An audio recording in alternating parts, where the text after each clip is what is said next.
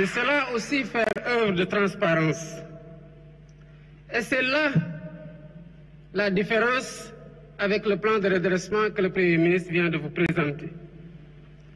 Toute l'ingéniosité du plan réside dans le chiffrage ligne par ligne de ce qui va être fait et qui constitue en agrégé le montant de 5 677 milliards en hypothèse basse et décliné annuellement dans les rythmes de mobilisation.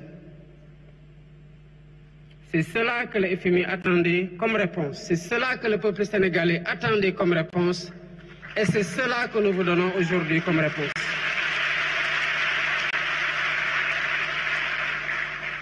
Le Premier ministre l'a dit à juste titre. Le redressement a commencé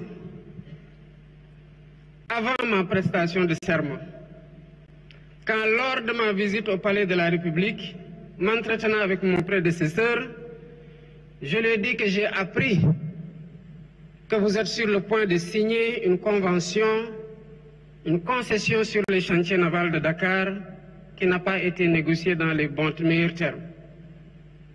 Évidemment, il s'en est défendu, mais je lui ai demandé de stopper.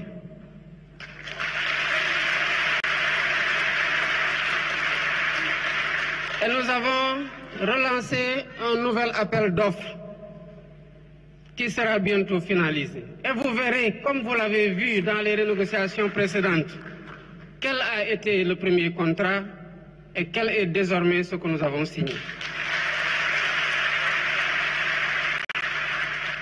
Le redressement a commencé aussi avec la réactivation du Comité national de la dette publique.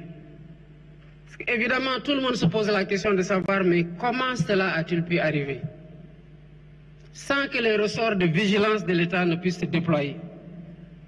Évidemment, ils ont désactivé tout ce qui aurait pu donner l'alerte pour qu'on puisse freiner ou faire freiner des quatre fers. Aujourd'hui, quel que soit le marché qui est attendu, l'avis du Comité national de dette publique est systématiquement requis, ce qui permet au Trésor d'avoir une visibilité sur l'endettement. Mesdames, Messieurs, le redressement a commencé et se poursuit. Cette semaine, j'ai convoqué une session extraordinaire de l'Assemblée nationale pour le vote de 4 lois sur la transparence.